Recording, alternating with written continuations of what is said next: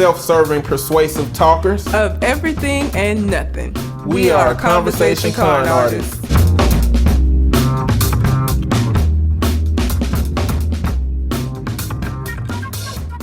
What's going on, people? It's your boy, Mr. On Point.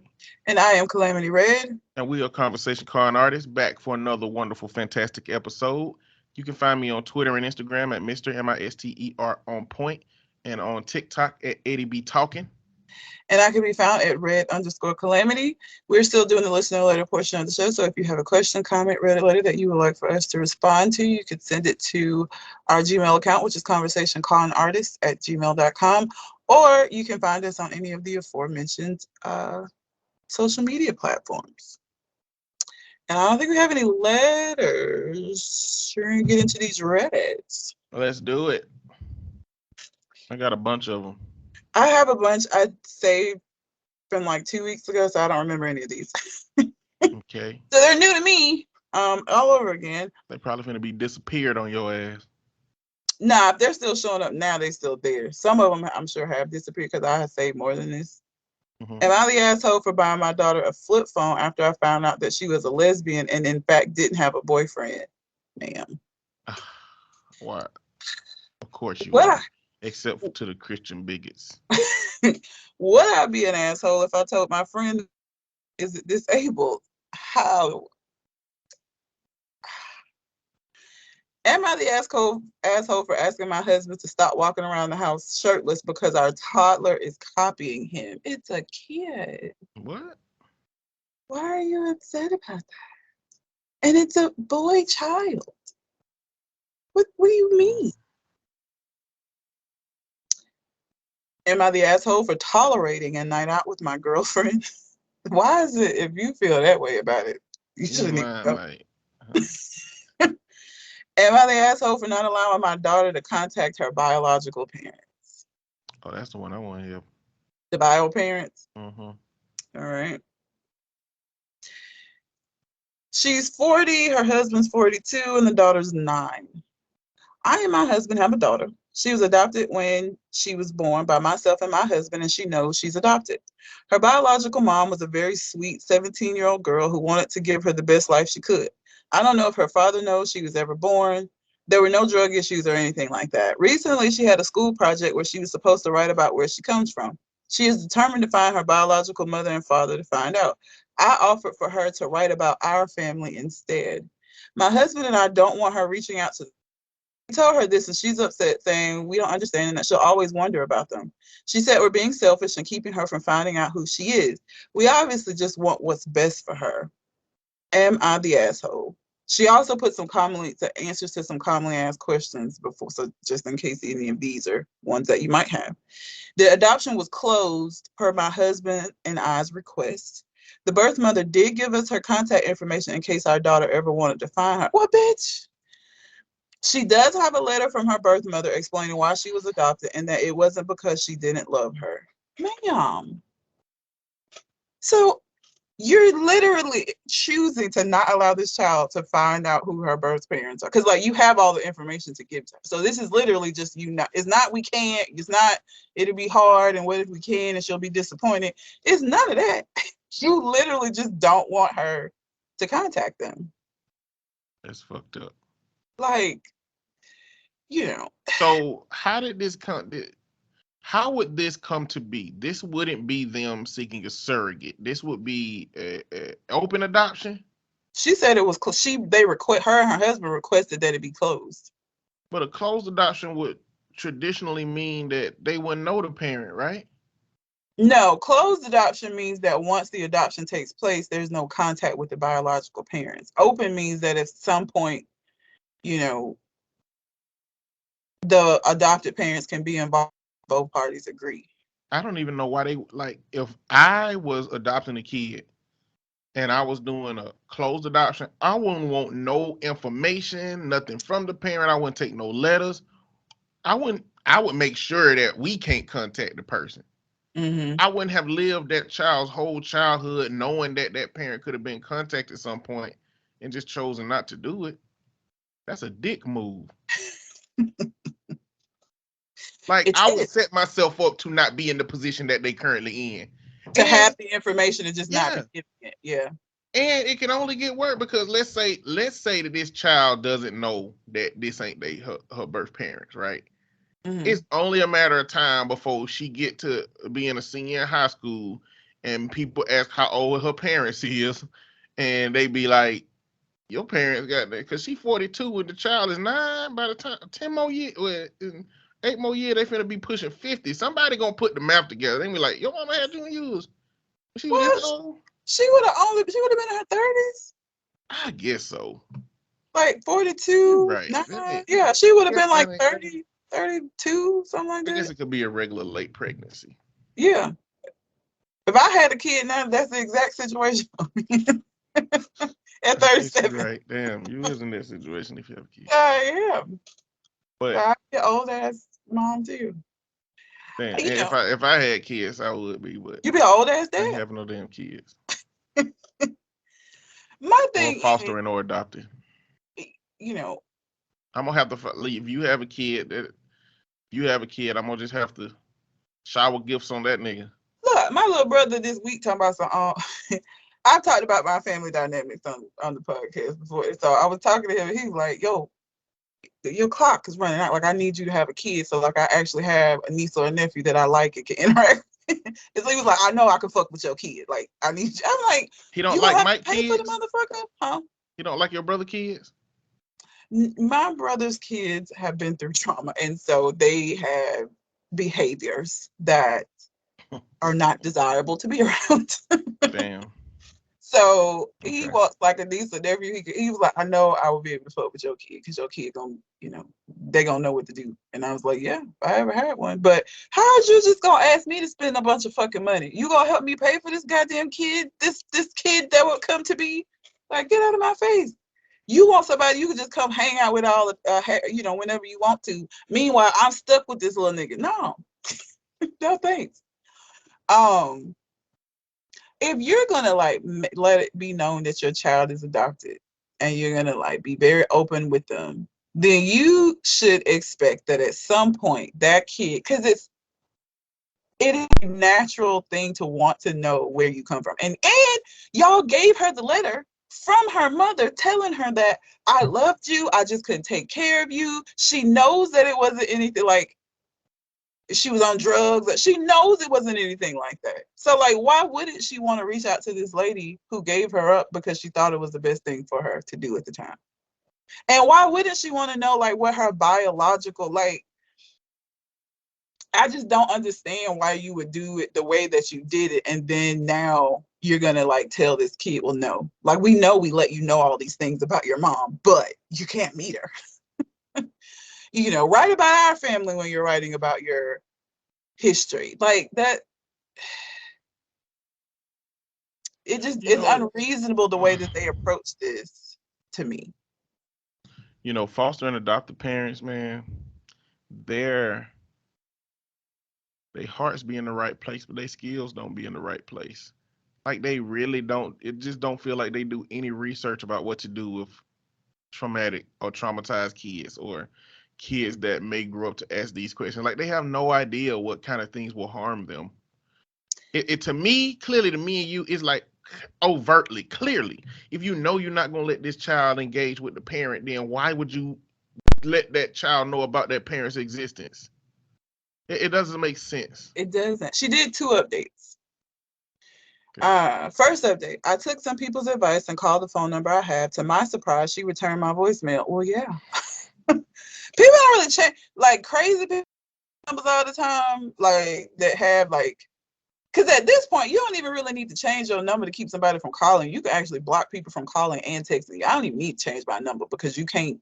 Well, I guess if you got somebody that just like call you from different numbers to keep calling you, maybe it will become annoying. But I don't feel like people change their numbers as much as they used to. Like when we first had phones and you couldn't do all of the shit you can do on them now.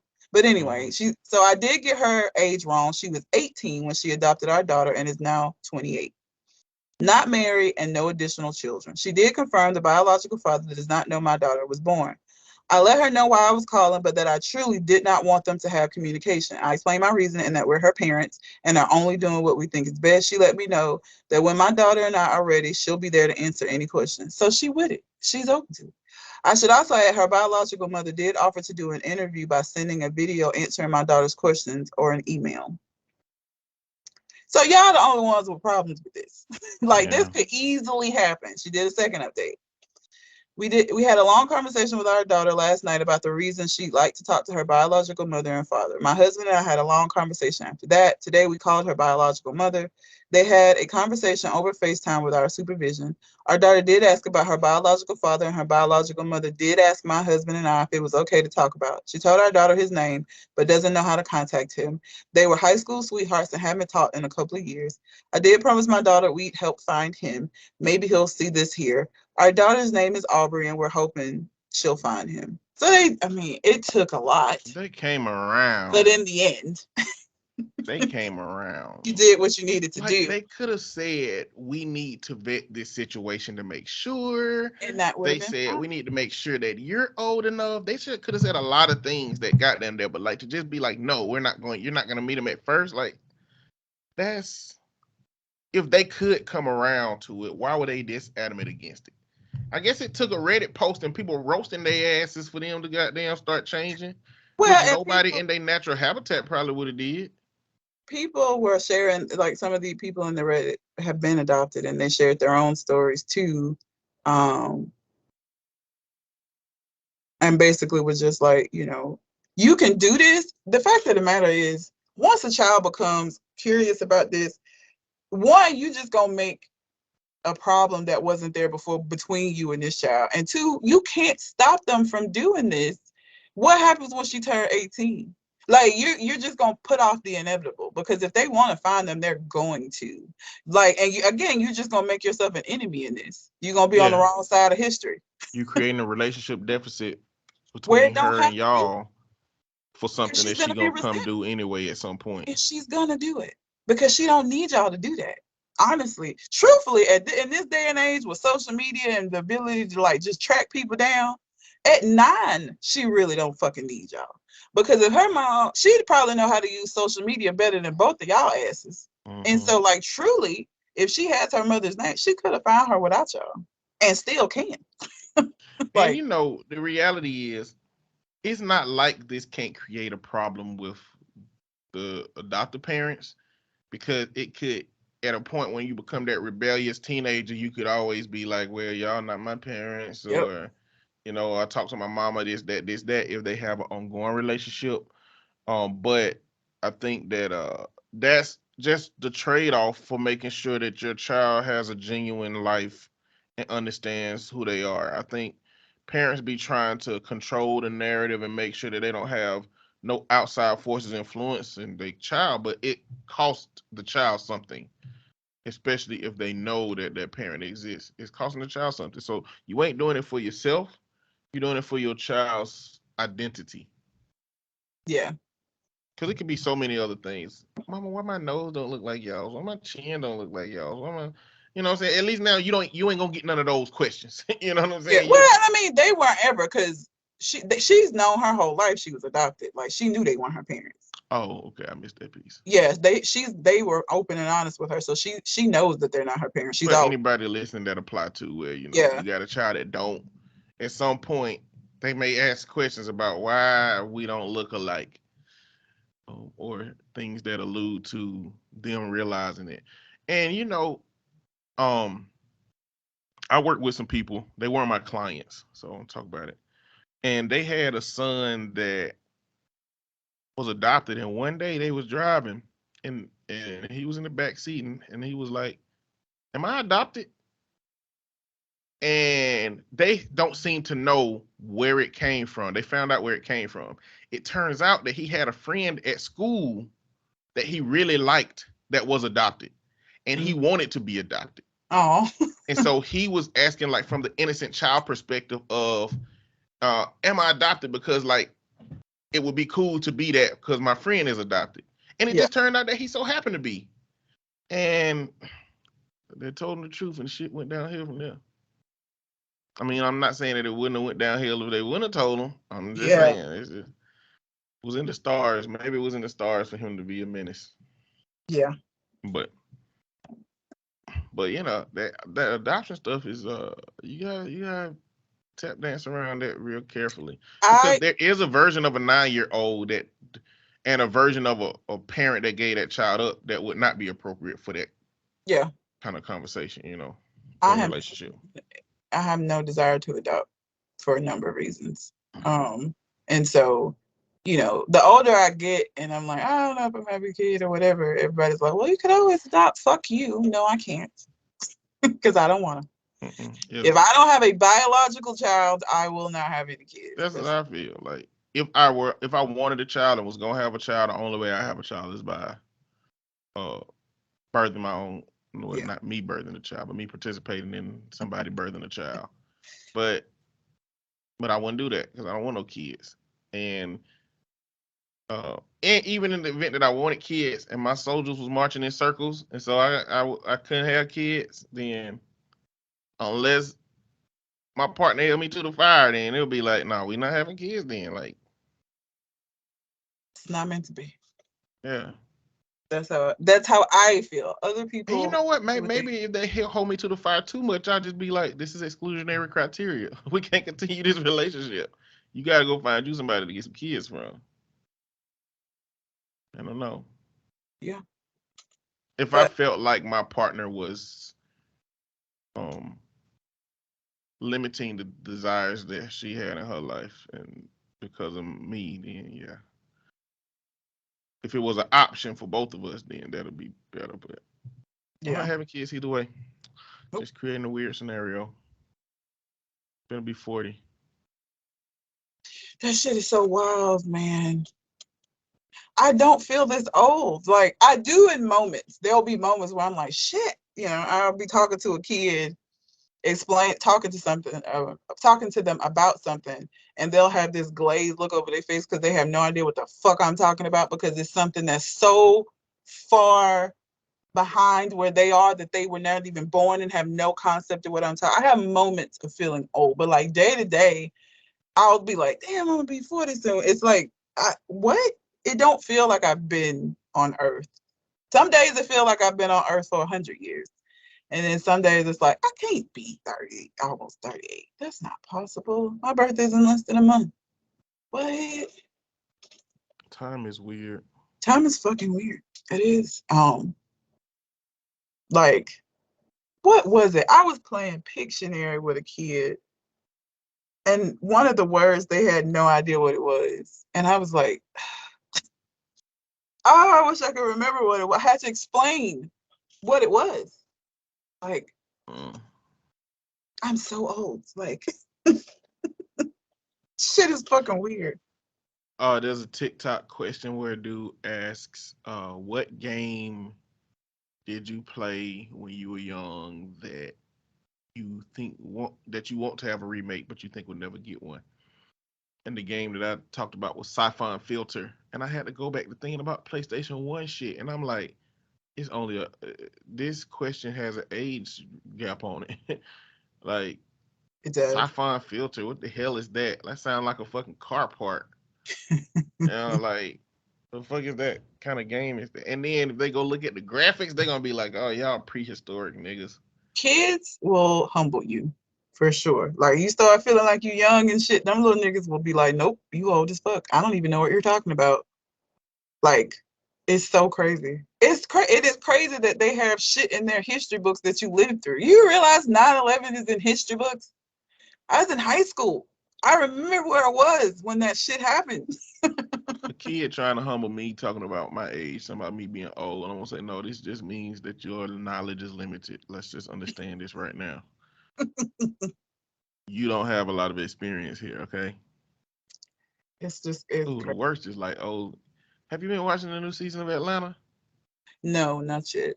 The new season of Atlanta feel like the first season of Atlanta. The last season, I don't even know if I watched the last episode of the last season. That shit where they was in New Amsterdam or wherever they was at, that shit was weird. I've been binge watching random British supernatural shows. Don't know why. British supernatural shows like Doctor Who. Not like Doctor Who. Well, kind of like it's supernatural shit, fairies and like a whole kind of shit. I don't know. Well, I'm glad you're watching something different than some fucking killer nigga shit. Oh yeah. Well, no, I mean I piece it in there between killing nigga shit. Clearly, but all you be talking about is killing nigga shit instead of like other things that you do and that you listen to. Yeah.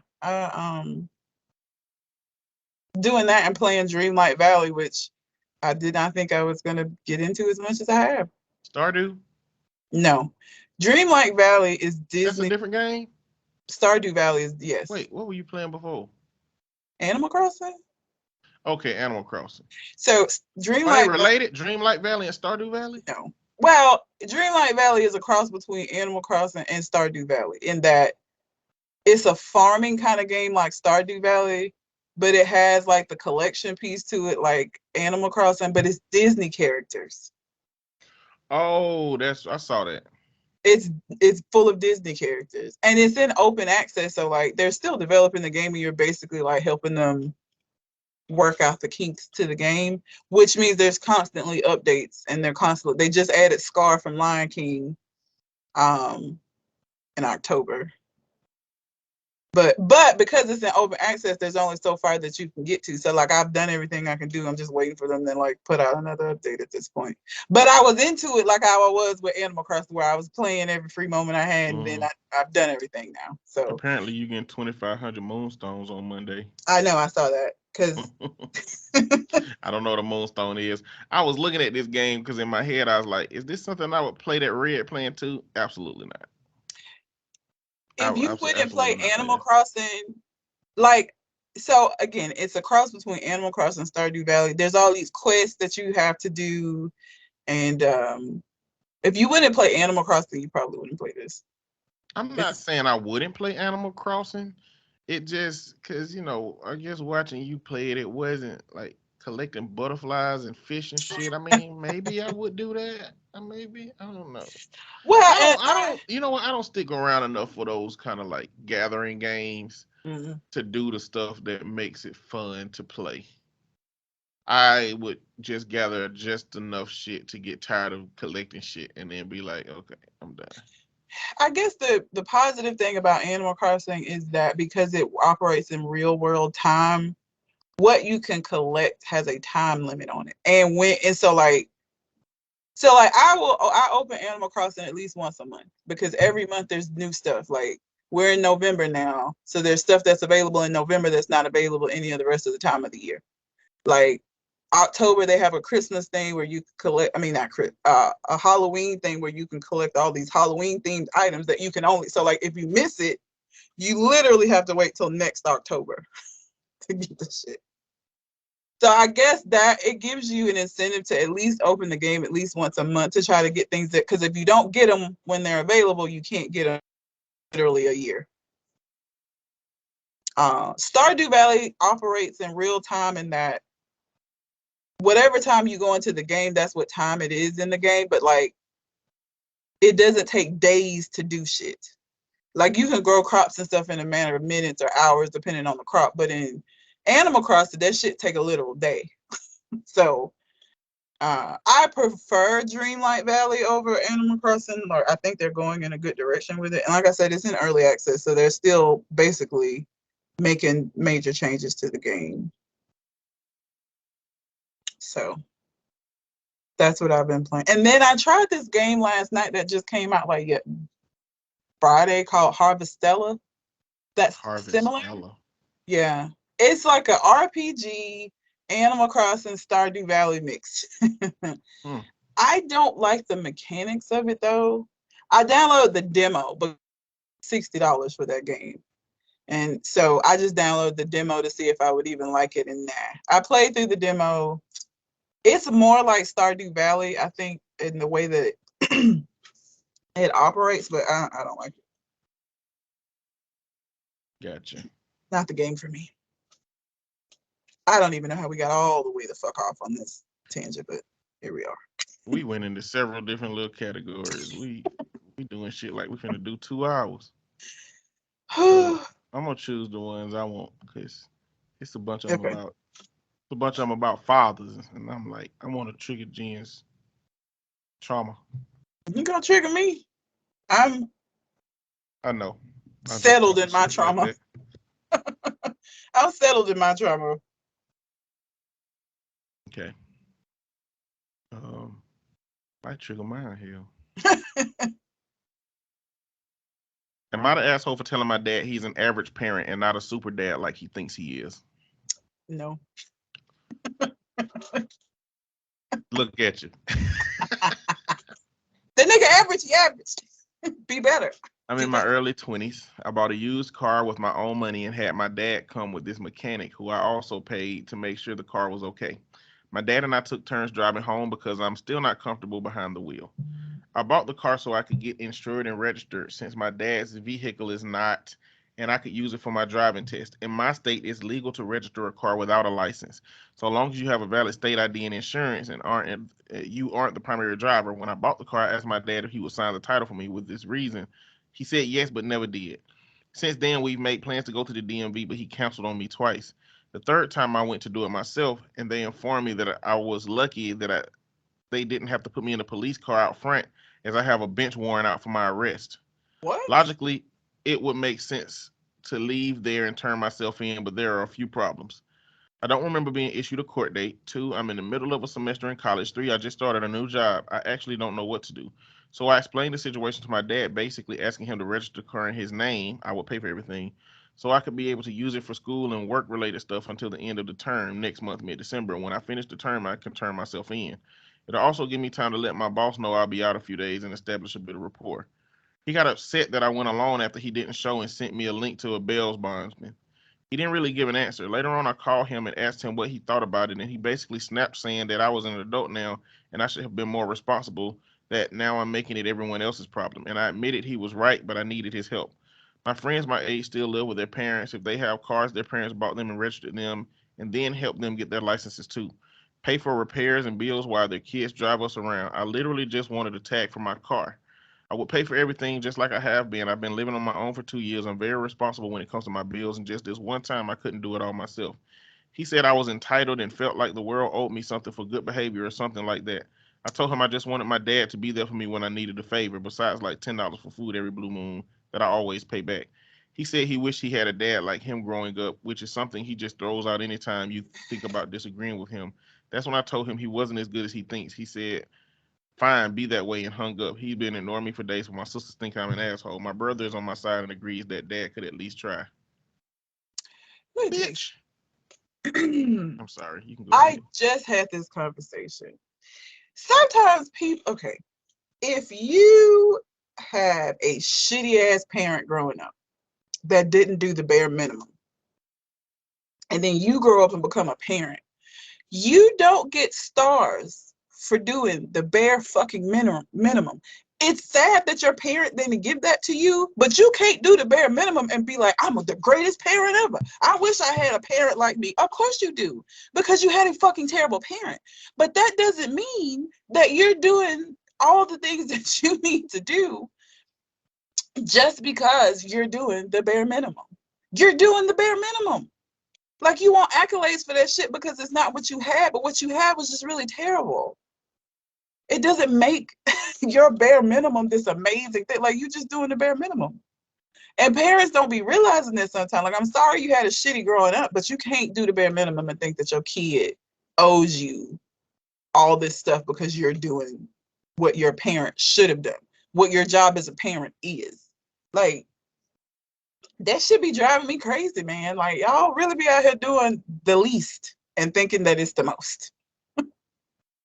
Like, your dad, your grandfather might have been a terrible parent, but like, your dad is just doing what he's supposed to do and what his father was supposed to do. That's it. But this is a different problem, though. And I think that this is another problem that entitled kids have, where the child is trying to decide which moments their parents participate in that make them good or not. I think this one of them moments is like, because you're not participating in things on my terms, this is where I identify you as not as good as you think you are. Now, don't get me wrong. He may think he's a certain level of good you know, but I don't like the person telling the story right here. And I don't like how motherfucker glossed over how he got a bench warrant. Like, what is that about? Like, I thought that was Is gonna the be a bench part of the warrant story. related to the car? It Is don't it seem because like it. is it because he's still been riding around in his car? Well, no, because he went to the DMV. Well, I don't know. Maybe it He's do have still something been to do with that. driving around in the car. He just been driving around in it without the shit he need to have. I just assumed the bench warrant was about the car. I don't know. Maybe, but Because I mean, if it wasn't, that's a minor detail being left out. let's see what some of the people saying. Yeah, this one long. One of them say, I have to say I'm quite confused with this story. You have a warrant out for your arrest and you don't know why, how, or when it happened. That just doesn't make sense. You need to find out what that's about. You say it's an inconvenient time for all this to happen. So I guess I ain't the only one we ain't the only ones confused about the warrant piece. Yeah. Another one, the problem is not your dad. It does seem like the purchase of the cars caused a lot of issues. Given all circumstances mentioned, was it even the right time to purchase a car? Seemed that you have enough on your plate that you just added another complicated thing to it, especially when you would have to bother someone else, in this case your father, to go through the process to actually purchase the car. Working, studying, a court hearing, a car, and a driver's license could wait. Your father wasn't the reason you got the bench warrant. The car is how if the car is how he gets to work and to school, then it can't wait. And he would still be bothering somebody because, like, okay, he scraps the car idea.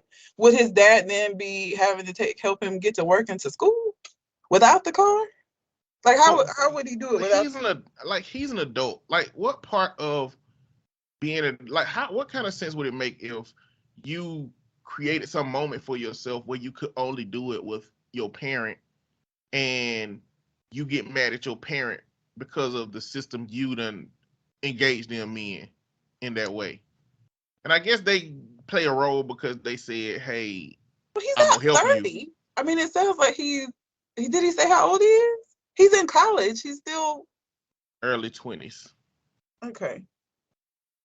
I feel like that means that he probably about 23. The way he talked about his classes sound like he fresh in school, not on the out. Like He he finished fresh in school at 23. I mean, I guess technically you could, but the fact that he don't have a driver's license, I feel like it would that serve him. feel like at the beginning of I feel like it would serve him more in this story to be as young as possible. Yeah. And I feel like if you said 18, 19, 20, 21, it would make sense. So if you say early 20s, I feel like you're not 21 or 22. I feel like you gotta be 23. But I feel like kids want to be older. So like, if I was 20, I would be like, yeah, I'm in early 20s. Because you don't want to sound like he don't know that it would serve him to sound younger. But in the context of this story, the older you get, the more Reddit finna come for your ass in terms of your ass is grown, bitch. Why are you talking to your daddy about grown folk responsibilities? Now, I guess I don't know if he would be aware of that like that. I mean, him not having his license is what makes me feel like he's on the younger side, not the older side. This story also didn't give us insight to why he believes the dad believes he's a super dad. Like, what has dad done to make you feel like dad believes he's a super dad? I ain't hear nothing in here that implicates that. All I heard was him say that he said he would have loved to have had a dad like him. But again, that's what makes me feel like it's like he's doing what he would have wanted his dad to do for him, and therefore it must be better. Well, but it depends on how granddad is. Like, granddad might have been like your daddy, you know what I'm saying? And it's like, but that's what I'm saying. Like, so that's back to what I was saying in the beginning about. So my dad was horrible. If I got married and had a husband who was like doing the bare minimum, that's still better than my dad, but it doesn't make him a super dad. It just makes him a dad, like the way you're supposed to be. But like sometimes because people had such a terrible experience in parenting, when they do those bare minimum things that they wanted their parent to do, it seems bigger for them. Because I would have loved to have had this. Like my mom didn't do any of these things for me. Well, because she was shitty. What you're doing for your child is what you're supposed to do for your child. Like, that's what you're supposed to do. And that's what your mom should have done for you. It also could be that dad is doing what he's supposed to do not marketing it as him being a super dad. And when he says that I wish I had a dad like me growing up, it just means not a destructive asshole. And the child is interpreting dad saying that as you must think you some kind of super dad. And this kid is feeling like some level of entitlement to me. That's how I'm hearing him talk. I I don't know. mean, Because I mean, he's not asking. I guess because of the small, he's not asking his dad to pay for the car. He's not asking him to pay for the tag. He's asking him because he can't get on the title, for him to get on the title so that he can get all of the stuff moving. Like, he's not asking. What he's asking for is not like a major thing that I feel like a overly entitled kid would ask for. Overly entitled kid would be like, you need to buy me a car. You need to pay for my car insurance, pay for the car. Pay. He ain't asking him to pay for shit. He literally just needs his signature. I guess that's why it's like that. I don't know why that's such a big deal. Because he asked him to do this even before he knew that he was gonna have the bench, that he had the bench warrant. His dad never did it. That's how he started the story out, that he was supposed to have done it. He didn't do it, and then he became more pressed about it once he had the bench warrant. But he not asking. He asking him for a signature. yeah. No money. Like, I guess that's why I'm like, well, why is that? That's not a big askance of a parent. You know, asking him to buy him a car, sure. I would be like, you entitled as fuck. Your parents don't owe you buying you a car. But a signature so that he can pay for his own car, I don't see why that's why he's giving him such a hard time about this, about a signature. That Yeah. seems pretty simple. That's a simple request. I mean, I can see it. I can see it your way. I want the kid. I don't know. You're right. It's not that big of it. Like, it's just go do it, pops. You know, unless Just sign the paper. Like, that's all I'm asking you to do. I'm gonna pay for everything. I'm not asking you for no money. I just need your signature because I can't legally do this for myself right now. I think it'll just give us so much more content. I mean, you're 20 something years old. If we had a history of his daddy doing this all the time, you know, if we understood that this is something going on all the time, like you're 20 something and this is the first time you finna tell your daddy that he's not a super dad because it's not serving you. Like, has he never served you, or is he just not serving you in this moment? And because this moment done showed up, you just trying to do something to hurt his feelings. I mean, you may so for like with me and my dad, I haven't needed him for any. So like, it didn't serve me to like call him out and tell him what a terrible, because it didn't matter. I made shit happen on my own. Now, if I got to a point where I couldn't make shit happen on my own and I needed to go to him, then that would be the first time it would even be something for me to even say. Because before that, it wouldn't have mattered. Like, even when I have had financial difficulties, it's been my mom that's helped me, not my dad, ever. So like, I don't even go to him for shit because I know not to. But like, if my back was against the wall and I had to, then that would be like this kid, and that would be the only time. And I would literally have to have no other options. But Literally. I don't think it would have framed it like this, because it's like telling my dad he's an average parent. Like, that's a compilation of a bunch of stuff that make you average. Like, not like just this moment. So it feels like it's more to the story than just this Bad. I would moment. tell my dad he's a fucked up parent. I would average. He's not average. He didn't his dad, he didn't downplay him and say he was a terrible dad. He just said you're average at best. I would have told my dad he was a fuck up because he was. He's not average. There's nothing average about the parenting skills of my father. I would never call him average. Is a compliment to me. Like, I wouldn't. No, I would have. It would have been. It would have went very differently. Very differently. But I don't know. Like I said, it didn't seem like a big thing to ask for a signature. And he asked for it before the bench warrant. I guess maybe see him being irritated about the son having the bench warrant, but he asked you for this before that, and you still didn't go do it. You agreed to do it, and then didn't. He said at the very beginning, he never went and did it. He's responding in the comments. So the warrant, basically, once the lady at the DMV informed me of the warrant, she suggested I contact my county clerk's office. I did that and was told I couldn't be given anything more than vague information over the phone because they want you to come in to be And arrested. arrest your ass. Yeah. Yeah. Um, he ain't talking about why he got a bench warrant though. Does he not know if they wouldn't tell him? I guess not. Because And I wouldn't have so been he either. wouldn't know. Yeah, he wouldn't So know. it must not be about the car then. Then somebody said you got a warrant out and you're worried about this, you the asshole. It said I'm worried about the warrant as well. Turning myself in would indicate I want to move forward my future in a positive way. Something I'm more than willing to do, but not at the cost of $10,000 in student loans and overall my future career and livelihood. It's not that I don't plan to turn myself in at all. I just can't right now. He would have to pay that money back. Well, and he's assuming that he gonna get locked up for whatever the fuck it is, because turning yourself in if it's something minor doesn't mean you're gonna miss school and work and all of that shit unless it's something major and they're gonna put you in jail for it. So I guess it just depends on what it's for. If it was like some ticket shit, that ain't nothing to be that concerned about. I don't know. The warrant thing is weird.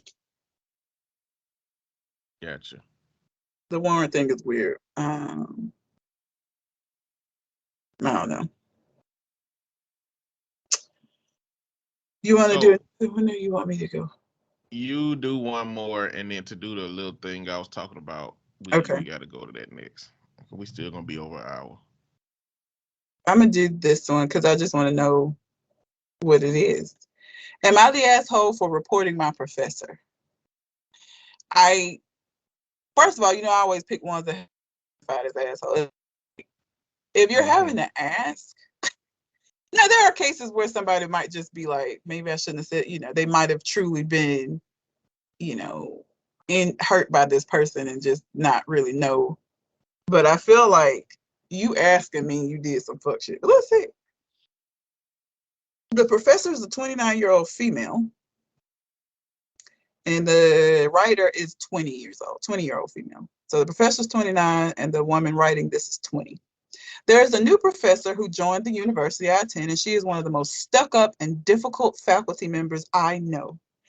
She has a whole list of policies when it comes to classroom management, which includes a line about how no consultations will be entertained unless an appointment has been made at least one day in advance, and it has to include the questions you want her to answer.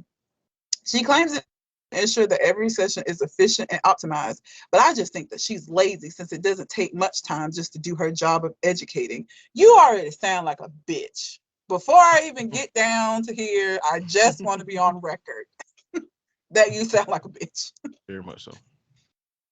She's also not around a lot, even though classes are still held online. And every time I go to her office during office hours, she tells me she's busy and to make an appointment. It's frustrating because I'm already there. So why can't she take some time to answer my question? No acknowledgement of her time, because you just want what you want. Recently, I waited until the end of the day to go see her. I expected it to be a maximum 10 to 15-minute discussion, and she told me that she was off work hours and to email her my questions. I was livid and told her that she was unprofessional, as other professors did not treat their students that way. They were willing to put in more effort in their students' academic journey, something she didn't seem to care about. She asked how was her behavior unprofessional since she is only contractually obligated to work until 6 p.m. and she made her instructions abundantly clear. I told her that it is her job to help me learn. Girl! And she countered back rudely saying that learning was my responsibility and she couldn't think on my behalf. Touche to the professor. I reported her to the dean, who definitely had a talk with her since she's been even colder in class and doesn't engage with us the way she used to. She is even stricter and refuses to be flexible like she used to be. Oh, so you admit that she was flexible before, but now that she done took that away, she's not flexible as she used to be. Of course she's not, Becky. City policies I didn't know existed. Should have read up, bitch. My friends who know what I did are pissed because despite her attitude, she really did bend the rules for them whenever they went to her for help. You know why she did that? Because they were appreciative and they showed her that they appreciated the time that she was giving to them. Your entitled bitchy ass went in with the whole wrong attitude and I would have treated you the same fucking way. You can kick rocks, okay? Your job, your only job in college is to learn.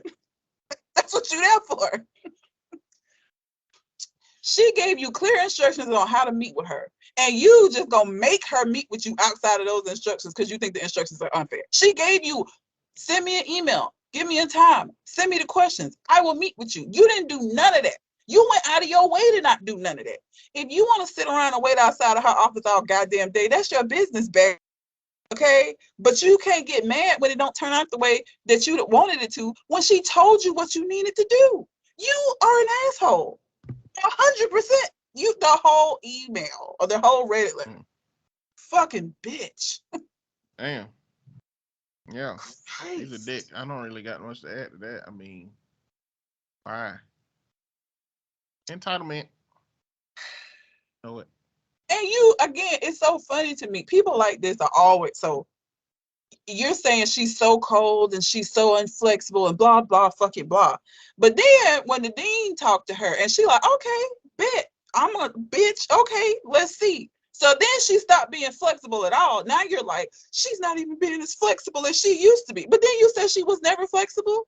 Isn't that what you just spent this whole letter saying, that she was this awful, terrible person? But at the end, when she changes it up, oh, she's not flexible now. When she was flexible before. You were just being a bitch. And if I was one of your friends that was in that class with you, I will beat your fucking ass. Because now we all got to suffer because you want to be a bitch. She was helping us because we knew how to act. Now she ain't helping nobody because you're a bitch. You ruined it for everybody. What did this get you? What did you achieve by doing this? Not a goddamn thing. Don't even talk to me. We are no longer friends. You can kiss my ass. We put up with your shit because we can just deal with it when we want to. But now your behavior is starting to impact me outside of this. So you can kick fucking rocks. Fuck, bitch. Goddamn. That judge. And basically everybody is like, she don't owe you shit. She told you what you needed to do. You didn't do it. She had her boundaries set up. You tried to break them shits down. And they weren't unreasonable. Do you know, I worked in a university in one of the, I worked in the criminal justice office. Do you know how many students will like, either A, just show up out of the blue, or they'll like be, oh, I'm gonna come by, and then they don't come by. She has set up a system so that she can see the most students and she can see people that are serious. Because if you're serious, you're gonna set an appointment and you're gonna come. And it's gonna be a lot more order. Like, doing it a day ahead is not unreasonable. I just don't. Oh my God. Somebody said the fact that she's asking students to send in the questions ahead of time indicates that she actually cares to answer them correctly and exhaustively and will put thought and maybe research in ahead of time to ensure that. It bonkers me that the OP takes this as an indication that she's just lazy. I forgot she even said, like, this is what Karens, like the people that we call Karens now, this is what they look like when they were younger and in college.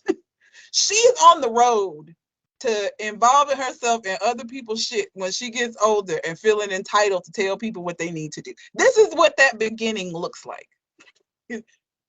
Guarantee you, give her what, 10 years, she gonna be on a TikTok video somewhere showing her ass and with people making fun of her. That's where you're on the road to becoming a Karen. Ugh, that's just. Let me tell you something. I'm considering going back. I've applied to a PhD program. Let me become a professor. She would hate me. I wish the fuck. Oh, she would hate you. I wouldn't hate me. Yes, you would. I don't think because you wouldn't look at the professor as somebody similar to you. You look at somebody obstructing your progress, and you wouldn't like you either in that way. I mean, you thinking about you being a professor and you engaging with you probably think that y'all would get along, but no, not at first. Not at first. You have to sit down with her and realize she cool, but if you had to reschedule and overschedule and figure out how to get with her for a month or two, you'll be like, she just an asshole, don't got no time for students. You would be the same way. Probably not as, you wouldn't be as caring about it. Not to you would be, you would be more chill about it than her, but you wouldn't be happy until you met her. Then y'all will be cool. Right off, you will hate your ass. Well, maybe, but yeah, no. This is the kind of shit. This is why I would do higher education and not high school. Because see, I don't have to deal with no parents coming in and all of that shit. Because she the kind of person that would have had her mom come in. I ain't got time for all of that. I don't have to deal with all of that. All I have to deal with is you, who's in front of me. And she would not have, like, I would have still been very professional because I wouldn't want to lose my job. But like, you either are going to follow the guidelines that were set forth in this syllabus that you received on the first day, and you make a meeting, and you'll send me your questions, or you can continue on in the class the way that you've been going. But those are your only options. I'm not making exceptions for you because I don't make exceptions for other people. You can do it the same way everybody else does, or not at all. It's up to you. You do have a choice in this situation. You can either do it the way that you're supposed to, or you cannot do it at all. Really, it's up to you. Let me know which one you'd like to choose. But get the fuck out of my office. Like, I can't either. Bitch. Okay. All right. We're gonna wrap the show up with this synopsis about body count. Let's see what it do. I don't know what the video is. I don't know what they finna talk about. I just know it's about body count. Can see what this woman's dialogue is, and we'll just talk about it. Not long. That it's a sign of disrespect to yourself to not treat sex as something that has value. And I think that guys still value purity in women. I don't think they have to be virgins, but I think they value women who have been hesitant to put their bodies out there with everyone. In other words, they don't bed hop. Maybe they had a couple of partners, a few partners, but it was people that they really cared about. It was committed relationships. There was monogamy involved. It was a sign of self-respect that those women had because they weren't willing to just sleep with anyone. I watch these videos of girls now, young women, early 20s, and you'll ask them, what's your body count? And they'll say, oh, I don't know, 10, 13, 15. That's gross to me as a female. I do believe that female body count. Ma'am. Oh, God. Ma'am. So you believe that men still value purity even if it's not you being a virgin? Yes, they value it so much that they will get with a woman like that and then still be fucking the neighborhood and bring back a disease to her because you feel like women should value it, not them. So they just gonna go and do what the fuck they're gonna do. That doesn't even make any sense. So women should value it for themselves so that it benefits men, but men should not value it for themselves. No, because it, didn't matter about a man fucking the whole city that he lives in. That's fine. Because when he gets ready to settle down, he's going to want to settle down with a woman with a low body count. Didn't matter that his body count is 250. No. Your body count is what matters. Because I need for you to respect yourself. And that respect for yourself is directly correlated to the amount of times that you voluntarily, consensually decide to have sex and with how many people. And yeah, she said it's gross. It's gross for who do you think these women are having sex with? There is no way for you to separate men and women in sex, not heterosexual anyway, because that's who the women are having sex with. If you're saying men value it, then they wouldn't be out here fucking a bunch of women because they value this, because they're the ones that are going to make these women impure in your eyes and by your logic. Men are who they're having sex with. And so if the men truly valued it, they wouldn't be out here having sex with a whole bunch of women. Like, Men don't value sex because if they did, they wouldn't be having it with the women that they say they don't value it through. That means it's not about the sex being the thing they value. It's from my perspective, it's about, I guess, that social control. It's about men being able to have these gaps between the difference between what men can do and what women can do, just so they can feel like men in that way. My question is, if we all woke up tomorrow and starting from tomorrow on, every woman in the world became the woman that men say that they want women to be, who the fuck are y'all gonna have sex with?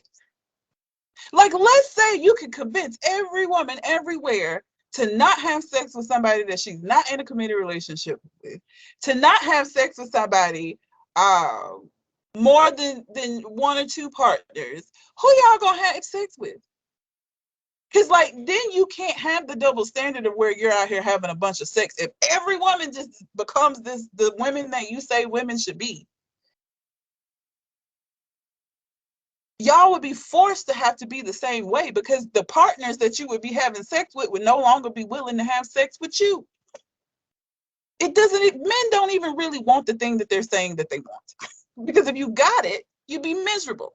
Because you would only be able to have sex with your partner, and that's it. Nobody else. Because nobody else would be willing. There would be no prostitutes. There wouldn't be any strippers that you could go and sit in a strip club. You wouldn't be able to do any of that. Then what? Y'all wouldn't be happy with that. Like, and we know this. So I don't even understand why these conversations continue to be had, because it's fucking stupid. And I'm always so disappointed when it's a woman saying this shit. Like, girl, shut the fuck up. Because you saying this, and you'll be the one who'll be crying on somebody's shoulders about how you found pictures of another bitch in your husband's phone. You're the pure woman that he wanted, though. You kept your body count down specifically so that you could be somebody that respected herself. And he's still out here fucking whoever he wants to. Now what? And I'm not saying that I think people should do what the fuck they want to do. I don't care what you do. If you want to have 50 partners, if you want to have 2 partners. My issue comes when people start telling other people how they have to do it. If that's how she wants, if she feels like having sex with a bunch of people is disgusting, then you don't have sex with a bunch of people. Okay? But don't come out here on this internet telling other people what the fuck it is that they have to do. Okay? Don't do that. So, would you entertain a man that on a date asks you about your body count? No. Is there any way that a conversation about the amount of sexual partners y'all had could come up that would be a conversation you'd entertain, even if it didn't seem like it was a judgmental body count type? If, is there? Because I guess I would need to understand the reason for why do you want to know? What is that going to do? What, like, then what? Is there a number that you're looking for? Like, why do you even want to know? Maybe you want to know your experience level. Why? What difference does that make? Maybe he wants somebody to be able to do a cartwheel on the meat instead of starfish out here. But that doesn't. So I could have one partner who was like a freaky ass person that taught me a whole bunch of shit, and no more than bitches that have fucked 50 niggas. Like that's not really an indicator, because you can have sex with a bunch of people that just like normal sex and still not know anything. So no, that's not an acceptable reason, because you're not going to be able to find out what I know by the number of people that I've slept with. I could have just slept with one really freaky ass nigga who taught me everything I needed to know. Now what? There's just not a good reason for like us to have that conversation. Having a conversation about STDs, sure. Having a conversation about the number of children that came from you having sex and whether or not you got like 6 women, 6 baby mamas, sure. If I have 6 baby daddies, sure. But just like knowing the number of sexual partners that somebody, I don't know what you get out of that. And also, like, how could it not be judgmental? You're judging. Exactly. And the way the conversation is going is women. Why would women tell the truth? If they gonna get consequences from you for telling the truth, yeah, why would they tell the truth? If we got consequences for it, we wouldn't tell the truth. I mean, I just don't. It doesn't make sense to me to even for somebody to ask that question, especially not on a date and I'm just not meeting you, because you're assuming that you're gonna be one in the number, and that may or may not be true. It's definitely not true now that you didn't ask me this goddamn question. Like, why would you even be asking me that? So all across TikTok, I know you don't. I know you go on TikTok. I'm on TikTok a lot. You be scrolling through. So when you be scrolling past them lives and they have them backgrounds that say, "Why does body count matter?" or do saying. So my For You page That wouldn't pop up on my For You So page. when you come across lives, what do your lives be saying? It's usually people making like joke. Like I have a couple. They're like aspiring shit. comedians. Yeah, it's Gotcha. never like I don't watch videos like that. So like none of that pops up on my For You page. I wouldn't ever see it. That shit show up on my shit all the time. And then you know these are just clout chasers, I think, grifters who they just keep putting this topic up behind them and just getting people to come in, probably debate bros. They getting people to come in and debate, have these conversations, and it's just over and over and over again. And they just put so much inflammatory stuff up on them and just try to get people's reactions, and they Engagement, try to people get followers stitch it. based off of that. Yeah, people gonna stitch it and make responses to it, and everybody. No, it don't even be videos. It be lives. It be Oh. TikTok lives. Because you know, Okay. on the lives you can put a background behind it that got words on it. And Yeah. it's like people jump in the box and they had debates about that. And I be getting in those lives and just listening to people arguing points about it. You cannot have a conversation about women's sexual practices without it impacting men. It's not a heterosexual. Again, let me make that clear. I cannot have a conversation about heterosexual women and their sexual practices that does not directly impact men. Like I said, if we all woke up tomorrow and became the woman that these type of people who make these kind of lives and these kind of posts became, men would be fucking miserable. Because again, that means there's no strip clubs, because all of those women are not going to respect themselves and not be in the strip club. There would be no prostitutes. So there'd be nobody for you to pay to have sex with. There would be no side chicks. All of this shit that y'all enjoy and engage in on the side while talking out of the other side of your neck, saying what women need to do, you would lose all of that. You'd lose it all. You'd lose all of those things that you enjoy if all the women became the woman that you're saying. Because if that was true, you wouldn't be engaging with these other kind of women anyway. But you do because you like it and you don't have a problem with it. Now, would you bring the prostitute home to meet your parents? Maybe not. But that don't stop you from fucking her. So, like, y'all sound crazy. That doesn't even make sense. You cannot have a conversation about women and their sexual practices without it impacting men. It's just not possible, because that's who the women, the heterosexual women, are having sex with. It's with y'all. And so any changes in behavior is going to directly impact y'all. And so if you got the world that you're saying that you wanted, y'all would fucking hate it. You'd be mad. You'd be mad because you can't do any of that other shit you was doing now. Stupid. One thing that's happening in these conversations that I don't know is just like there's a whole bunch of guys that don't care about body count and a whole bunch of guys that do. A whole bunch of guys that do care about body count is saying y'all need to change y'all bodies, and all the women are getting mad, and the dudes who don't care are paying for the sins of the other dudes that's having this conversation, because women are acting crazy towards all men now because one group of men is convincing these women that all men are like this. And this is the group that's hanging me up. These men that are trying to convince women that all men want these very stringent things from women. And I don't be participating in the conversations because I don't have the problems these folks have, I guess, but it's just getting tiring because, you know, new people that I'm meeting are talking about this stuff, and I'm having to do a bunch of work getting them to see what a realistic version of these conversations look like. It's irritating. All of it is just really stupid to me.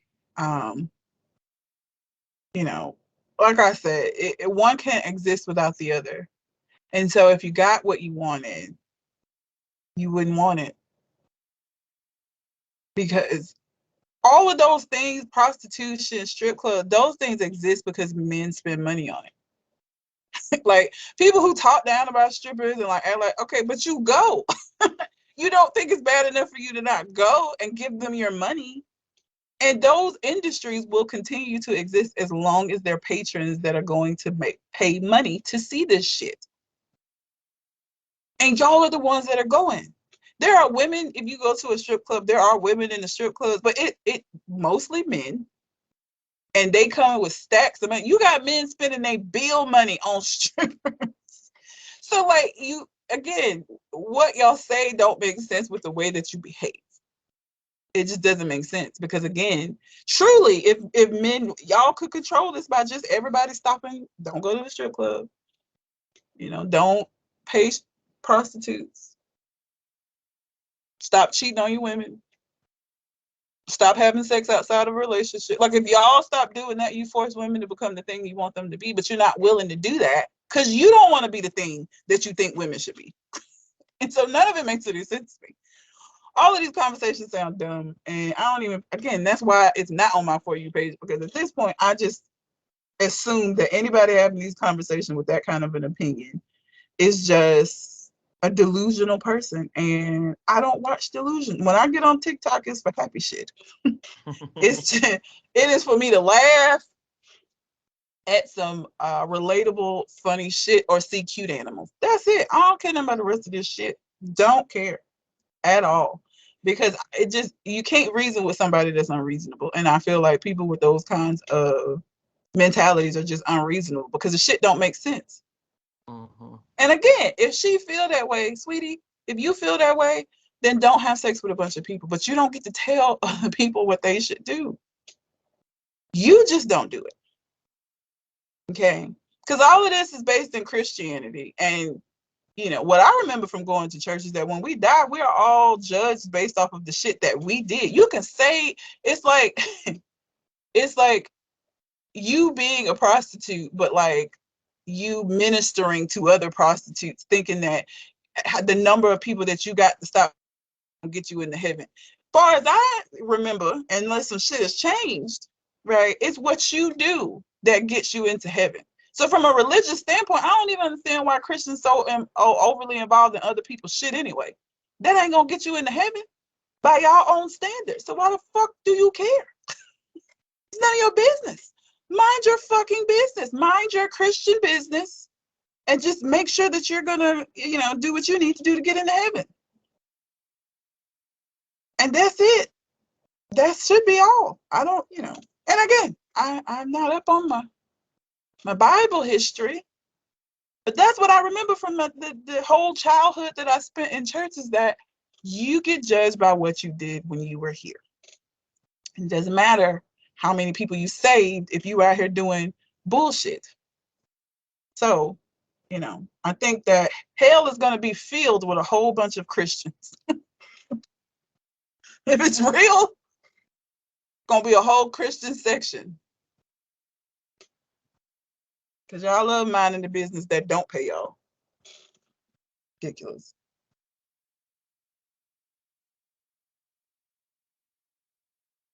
Are you still there? Because I can't. Yeah, I'm here. Okay. Didn't see anything. So that's all I have to say about I ain't gonna even hash it out no more because you ran the gauntlet on it. So it. Sorry. no. I mean, I wanted your perspective. This is really why I did this. I wanted your perspective. I'm gonna go back and listen to this piece of the conversation, for them next conversations I'll be having about this shit. People are stupid. But yeah, that's it. When Black Panther come out? Next, it's the 11th. I think it's Friday. 11th. Thursday or Friday? We're going Friday. That's what's up. It's Friday. It comes out on Friday. So I'm excited. My body is ready. Black Panther the last time was like, it was such a powerful moment going, and just seeing how excited Black people were, and just like, it was so, I missed that feeling, and I'm excited to feel it again, and I'm ready. We got tickets already. We already done bought the tickets. We ready to go. I imagine there's going to be a moment where it's going to be sad not having chat with Joe Boseman. I know during his tribute, because I think they have like something, or of course they have to explain what happened to T'Challa, and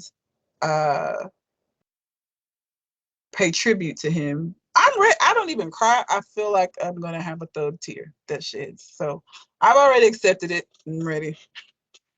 Because that death, I don't really be impacted when celebrities die. Like when Betty White died, I was like, fuck, I just loved her. She was a natural show. But when Chadwick Boseman died, it was so unexpected, and that shit just, I don't know, but that shit really hurt. It really hurt when he died. So I know them doing a tribute to him is going to be an emotional thing, and I'm prepared to just let it happen. Gotcha. But I'm excited to see the movie. Yeah, we already got tickets, so just got to show up and watch what I hope to be an amazing movie. So yeah. Gotcha. Well, anything else on your mind? That's it. All right. Well, until we come to the next conversation. We out. Holla.